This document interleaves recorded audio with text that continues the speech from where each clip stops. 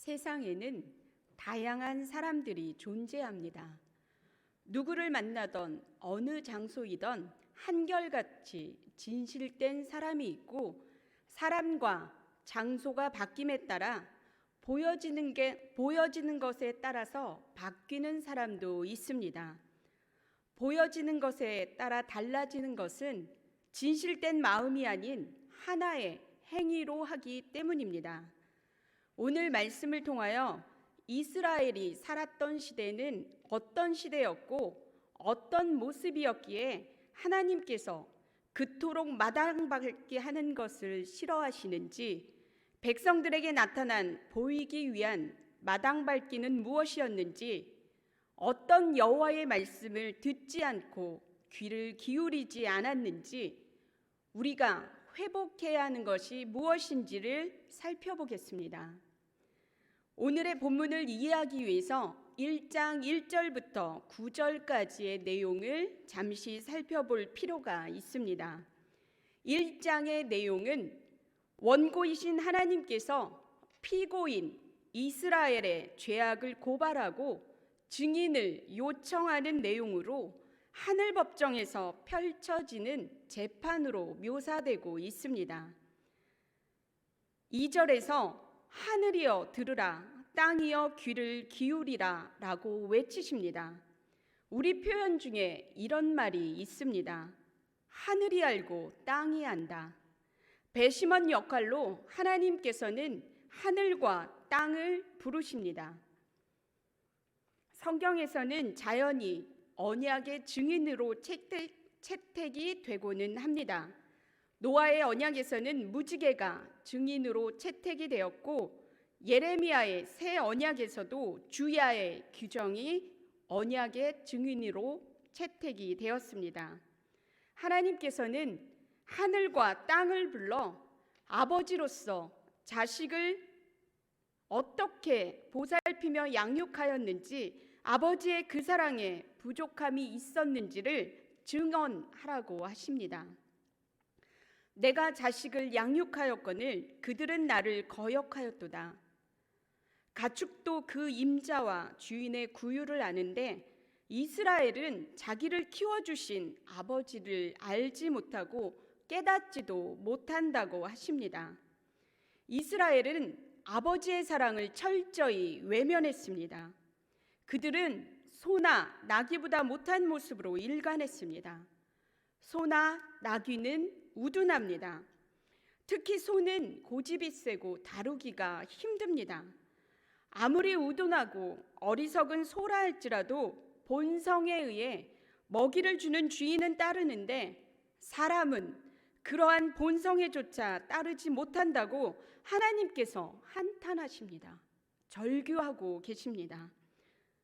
오늘 우리의 모습은 어떻습니까? 우리들을 지키고 보호하시며 양육하여 주시는 아빠 아버지를 잊어버린 채 소나 나귀보다 못한 삶을 살고 있지 않은지 생각해 보아야 합니다. 저와 여러분의 삶에 하나님의 절규가 들리지 않게 되기를 바랍니다. 성경에서 나라나 백성, 자식은 언약과 연결되어 축복을 상징하는 단어들로 사용이 됩니다. 그런데 축복을 상징하는 단어들의 4절에 이렇게 기록이 되어 있습니다. 범죄한 나라, 허물진 백성, 부패한 자식. 하늘의 법정에서 그들의 죄가 명백히 드러났기에 이스라엘에게 심판은 불가피해 보입니다. 사랑하는 자녀가 계속 어긴다면 우리 부모님들이 사랑의 매를 드시듯 우리 하나님께서도 자식 이스라엘이 타락해가는 것을 더 이상 지켜보고만 계실 수는 없었습니다. 사랑의 매를 드셨습니다. 이 내용이 5절부터 9절까지의 내용입니다. 이스라엘을 한 인간의 모습으로 나타내고 있습니다. 얻어맞을 대로 얻어맞아 몸 어느 한 구석도 성한 곳이 없고 땅과 성읍은 황폐하고 불에 탔습니다. 9절에서 소돔과 고모라와 같이 완전히 멸하지는 않겠다 하시며 소수이지만 남은 자를 두시겠다고 하십니다. 사랑의 하나님께서는 다 진멸하지 않으시고 희망을 말씀하고 계십니다. 회복의 여지를 남겨두고 계십니다. 유일한 생존자는 오직 예루살렘 뿐입니다.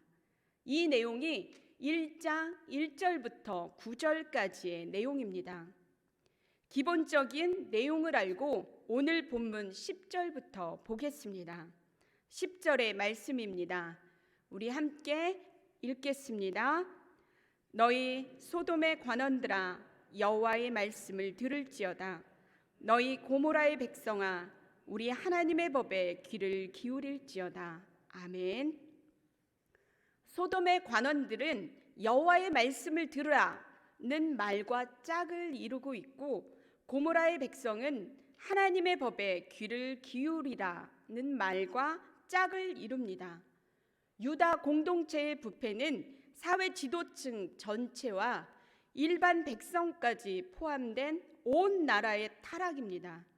또 부패의 원인은 듣지 않고 귀를 기울이지 않음에 있었습니다. 월요일 새벽기도 설교의 내용이 떠올랐습니다. 히스기야에게 여호와께서 이적을 보이셨으나 그 은혜에 보답하지 않았다는 지적에 히스기야는 뉘우치고라는 반응을 하나님께 보였습니다. 그때 히스기야뿐만 아니라 온 백성들이 함께 뉘우치게 됩니다.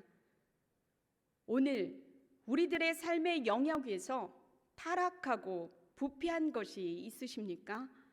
히스기야처럼 뉘우치고의 은혜가 임하길 원합니다. 뉘우치고의 은혜는 여호와의 말씀을 듣는 것이고 귀를 기울이는 것입니다. 뉘우치고의 은혜로 말미암아 저와 여러분의 삶에 형통으로까지 이어지게 되길 바랍니다. 11절의 시대는 우시야, 요담, 아하스, 히스기야 중 우시야와 요담이 다스리던 부국광병, 부귀영화의 시대라고 말할 수 있습니다. 부귀영화를 누리며 부국광병의 시대에 잘 먹고 잘 살아갈 때 무슨 일이 일어났습니까?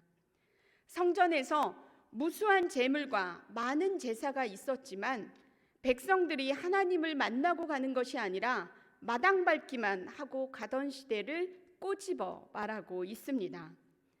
성막과 제사에 대한 이해가 있어야 오늘 본문을 이해할 수 있습니다. 잠시 설명하겠습니다. 출애굽기 19장부터 24장까지는 하나님과 이스라엘 백성들이 언약을 맺는 장면으로 성경에서 아주 중요한 위치를 차지합니다. 선지서에서는 곧잘 하나님과 이스라엘 백성들이 언약 맺는 것을 결혼이라고 말씀하십니다. 내가 너희들의 손을 이끌고 애굽에서 나와 광야에서 맺었던 신혼의 사랑, 내가 너희 남편이 되고 너는 내 신부가 되었던 그때를 기억하니 하나님은 말씀하십니다. 언약은 결혼과 동일합니다.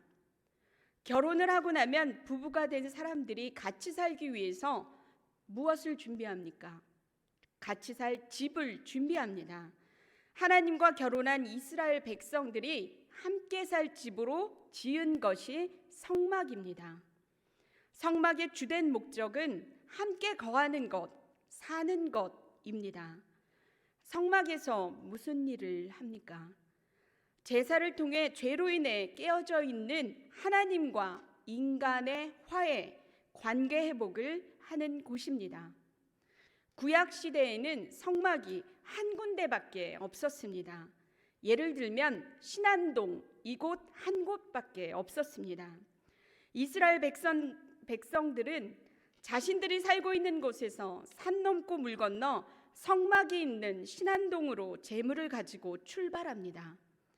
교통수단이 발달된 것도 아니고 먼 곳에 사는 사람은 몇 달이 걸릴 수도 있고 가까운 데 사는 사람은 하루에 도착할 수도 있습니다. 레위기 1장은 하나님께 제사 드리는 방법을 설명하며 하나님께 드릴 제물은 흠없는 소나 양이라는 단서를 달았습니다. 산 넘고 물 건너 오다 보면 별일이 다 생겼을 것입니다. 오다가 정성스럽게 준비한 소가 삐끗하기만 해도 다시 돌아가야 합니다. 다시 흠없는 것을 골라서 먼 여행길을 떠납니다. 이제 거의 다 왔습니다. 그런데 흠없는 소에 흠집이 났습니다. 그럼 어떻게 해야 합니까? 다시 돌아가야 합니다. 힘들게 흠없는 소리를 가지고 왔습니다. 흠없는 소의 안수는 그 가지고 온 그 사람이 합니다. 안수를 하며 자신의 죄를 소에게 전가하는 죄의 전가가 일어납니다. 그리고 그 사람이 제물을 잡습니다. 제사장이 잡아주는 것이 아닙니다. 그리고 아론의 자손들이 그 피를 회막문 앞 사방 제단에 뿌립니다. 그리고 가지고 온 그 사람이 제물의 껍질을 벗기고 각을 뜹니다. 거의 대부분을 가지고 온 그 사람이 하지 제사장이 하는 것이 아닙니다. 피비린내가 진동하고 한 번도 제물을 잡아보지 않은 사람이 제물을 잡는 것이 낭만적일까요? 한 번에 급소를 찔러 죽일 수는 있었을까요? 죄를 지어 제사를 지내는 것이 이스라엘 백성들은 정말 끔찍했을 것입니다. 매년 이것을 반복하는 것이 싫었을 것입니다. 왜 이렇게 끔찍한 제물을 잡는 일을 1년에 한 번은 꼭 해야 합니까? 죄로 인하여 부정해진 인간은 거룩하신 하나님 앞에 나아갈 수 없기 때문에 그 길을 열어주기 위해서입니다. 우리의 사고는 2분법이지만 히브리의 사고는 3분법이 존재합니다. 거룩과 정결과 부정의 단계가 있습니다. 거룩한 하나님이 계십니다. 그리고 정결한 인간과 부정한 인간이 있습니다. 정결한 상태는 하나님이 인간을 창조한 깨끗한 상태를 말합니다. 우리 안에 죄가 들어오므로 인간은 타락합니다. 정결한 인간이 부정해지는 것은 죄로 인함입니다. 그렇다면 부정해진 인간이 정결한 인간으로 바뀌어지는 것은 제사를 통해서입니다. 7월 10일 대속죄일 날 번제단 물두멍을 지나 제사장이 성소까지 들어오고 더 안쪽에 있는 지성소에는 대제사장만 들어올 수 있었습니다. 대제사장이 이스라엘 온 백성들의 죄를 가지고 지성소에 들어갑니다. 지성소에 들어간 대제사장이 나오지 않으면 하나님이 이스라엘 백성들의 죄를 용서하지 않은 것이고, 살아나오면 하나님이 이스라엘 온 백성들의 죄를 용서한 것이기 때문에 죄로 더러워졌던 부정한 인간은 다시 정결한 인간이 되어 하나님 앞에 나아갈 수 있게 됩니다. 이것이 제사의 주된 역할입니다. 대제사장만이 들어갈 수 있는 곳인 지성소에서는 하나님과의 만남이 이루어집니다. 전지전능하고 무소부재하신 우리 하나님은 어디든 다 가실 수 있습니다. 그러나 하나님이 친히 위탁하신 곳은 언약궤가 있는 지성소입니다. 지성소는 곧 하나님의 임재를 뜻합니다. 임재라는 말 안에는 만남이라는 말이 포함되어 있습니다. 여기까지 이해가 되십니까? 그리고 오늘 본문 12절을 보겠습니다. 함께 읽겠습니다. 너희가 내 앞에 보이러 오니 이것을 누가 너희에게 요구하였느냐? 내 마당만 밟을 뿐이니라. 아멘.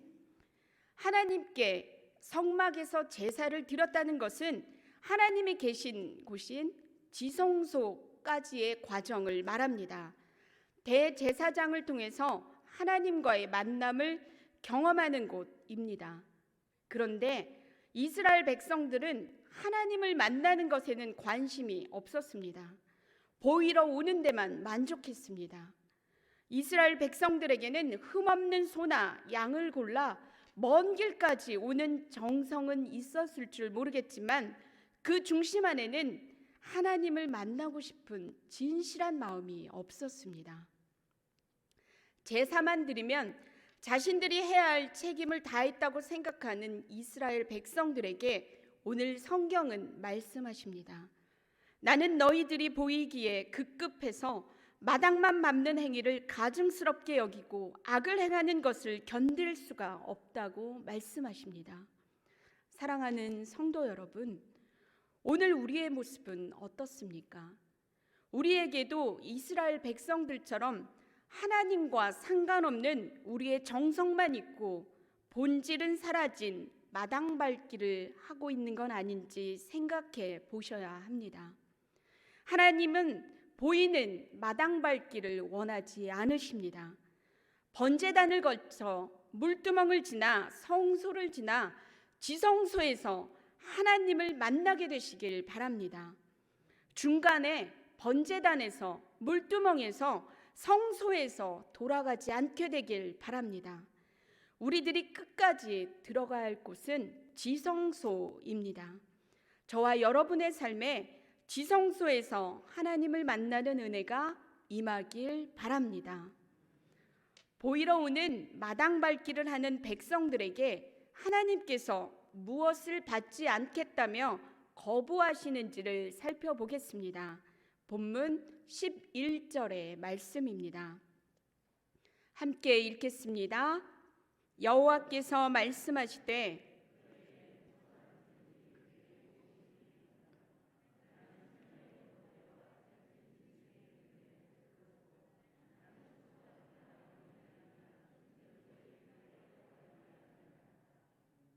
아멘.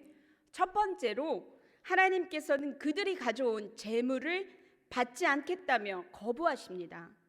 수장의 번제물, 살찐 짐승의 기름, 숫송아지의 피, 어린 양의 피, 숫 염소의 피 등 많은 제물을 하나님은 이 모든 것이 유익하지 않으며 기쁘지 않다고 말씀하십니다. 이것은 오늘날 각종 헌금을 말합니다. 하나님 앞에 헌금 많이 하십니까? 주정헌금, 11조 헌금, 때때마다 절기헌금, 각종 감사헌금, 대다수의 많은 분들이 드리는 헌금은 하나님을 사랑하여 감사하는 마음으로 드리시겠지만 소수의 어떤 분들은 체면에 보이는 것에 의해 헌금을 하고 있는 분도 계실 것입니다. 세상에서 섬기는 신들은 돈을 갖다 주면 좋아합니다. 그리고 축복을 해줍니다. 그러나 우리 하나님은 그런 하나님이 아니십니다. 세상의 만물이 여호와로 말미암지 않고는 이루어진 것이 하나도 없다고 하였습니다. 이 세상 만물을 창조하신 우리 하나님을 돈만 드리면 기뻐하고 축복해 주시는 하나님으로 취급하지 않게 되시길 바랍니다. 우리 하나님은 돈을 갖다 드린다고 더 축복하시지도 그렇지 않다고 축복을 안 하시는 분도 아니십니다. 우리 하나님이 돈보다 더 좋아하는 것은 우리의 정성이 담긴 진실한 마음입니다. 사랑하는 성도 여러분, 돈 없어도 괜찮습니다. 우리의 온전한 마음, 우리의 진심을 하나님께 드리시면 됩니다. 세상의 구주 속에서 상처받으신 분들은 이런 말을 하실 것입니다. 돈 없이 뭐 했더니 차별하더라. 목사님은 아무것도 모르고 말씀하시는 겁니다. 그것은 아름다운 이론입니다. 이론과 실상은 다릅니다. 라고 반박하시는 분들에게 분명히 말씀드립니다. 우리의 사고 속에 이미 사탄은 돈이 최고야. 돈이 없으면 너를 아무도 인정 안 해. 하나님도 돈 많이 헌금하는 사람 축복하고 좋아한다고 하며 하나님의 진심을 왜곡하게 하고 의심하게 만듭니다. 그러나 이것은 사탄의 전략입니다. 이 전략에 속지 마시길 바랍니다. 하나님을 만나는 길에는 돈 없는 사람, 돈 있는 사람 모두에게 열려져 있습니다. 헌금의 금액에 따라, 횟수에 따라 축복의 정도가 달라지지 않습니다. 하나님은 우리의 진실된 마음을 보시고 축복하여 주십니다. 오늘 누가 하나님 앞에 진실한 마음을 드리시기로 결단하시겠습니까? 저와 여러분의 삶에 진실한 마음을 드리는 은혜가 임하길 바랍니다. 본문 13절, 14절을 보겠습니다. 함께 읽겠습니다. 헛된 재물을 다시 가져오지 말라. 분향은 내가 가증히 여기는 바요. 월삭과 안식일과 대회로 모이는 것도 그러하니 성회와 아울러 악을 행하는 것을 내가 견디지 못하겠노라. 내 마음이 너의 월삭과 정한 절기를 싫어하나니 그것이 내게 무거운 짐이라. 내가 지기에 곤비하였느니라. 아멘. 두 번째로 하나님께서는 이스라엘의 각종 예배를 받지 않으시고 거부하십니다. 초하루, 안식일, 대회로 모이는 것, 거룩한 집회, 정한 절기들을 말씀하시며 악을 행하는 것을 견디지 못하겠다고 싫다고 말씀하십니다. 이것은 오늘날의 각종 예배, 수요 예배, 저녁 예배, 새벽 기도, 기도회 등이 될 것입니다.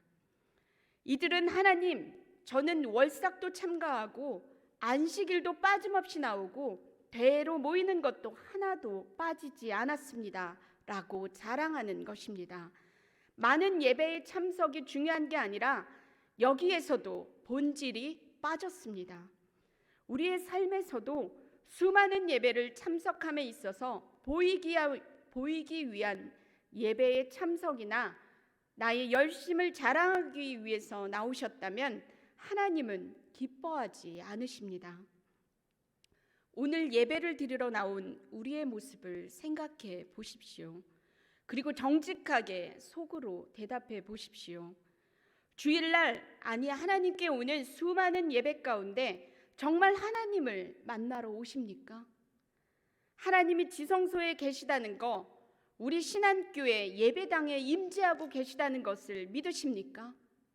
이스라엘 백성들처럼 번제단에서, 아니 성막들에서 머물다 가고 있지는 않으십니까?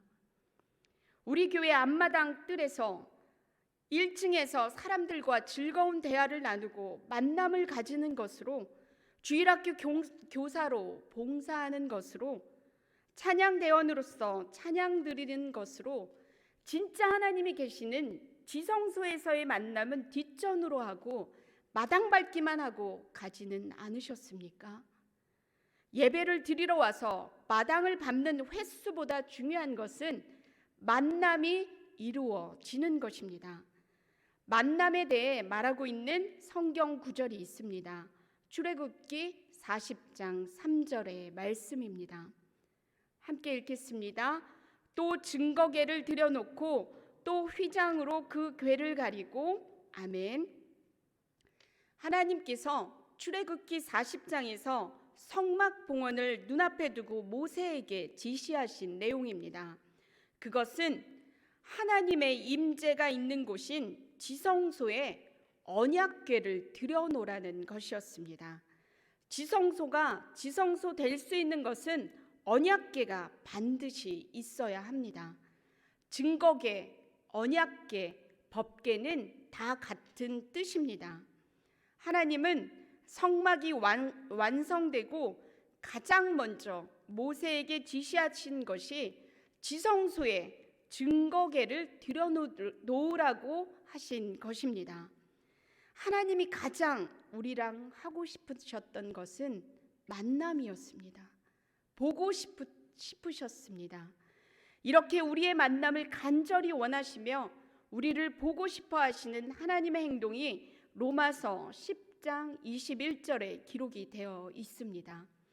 이스라엘에 대하여 이르되 순종하지 아니하고 거슬러 말하는 백성에게 내가 종일 내 손을 벌렸노라. 아멘.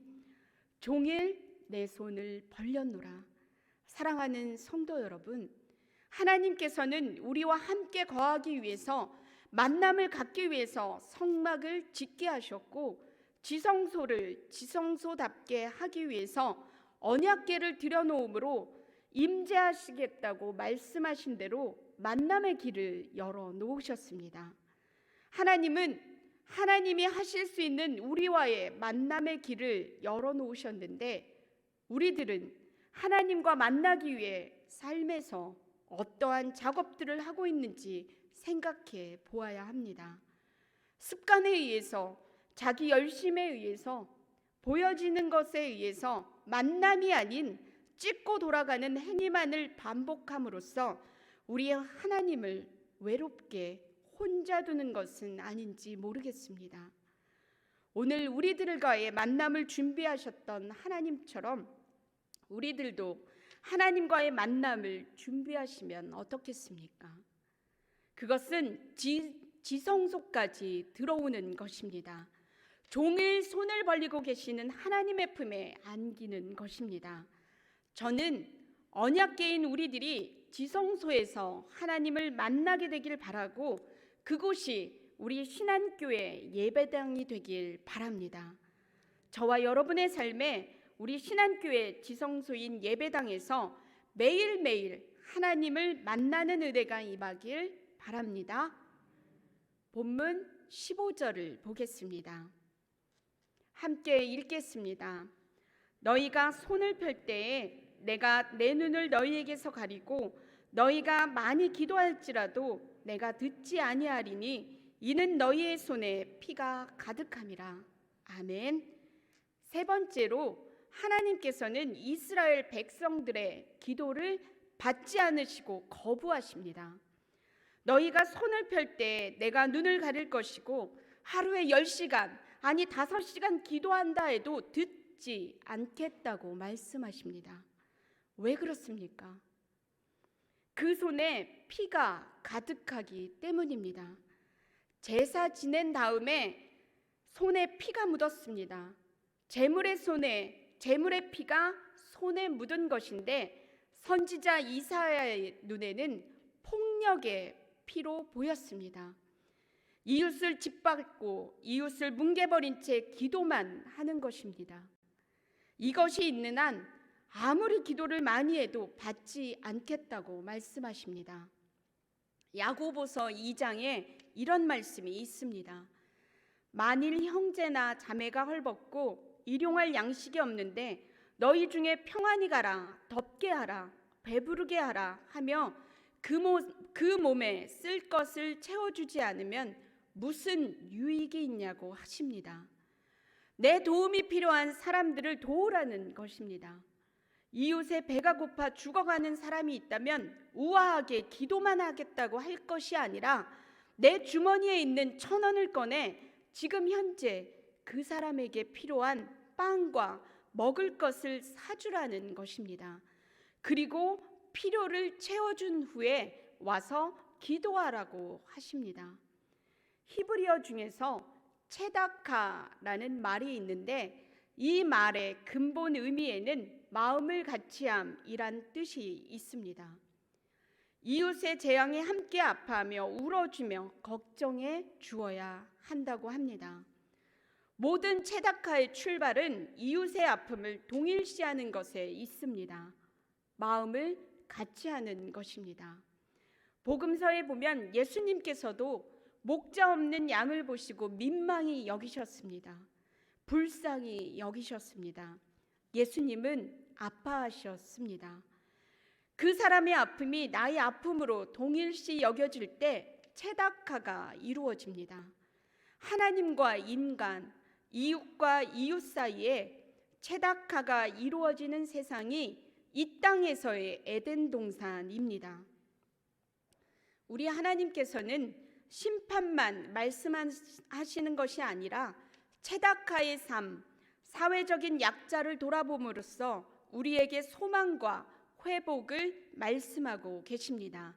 이 말씀이 16절, 17절의 말씀입니다. 함께 읽겠습니다.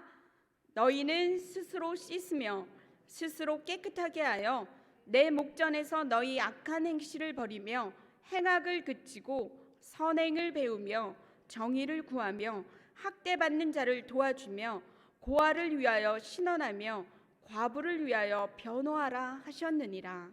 아멘. 16절과 17절에는 9개의 명령문으로 구성되어 있습니다. 16절의 4개의 명령문은 지금까지의 모든 삶의 방식을 정리하라는 말씀입니다.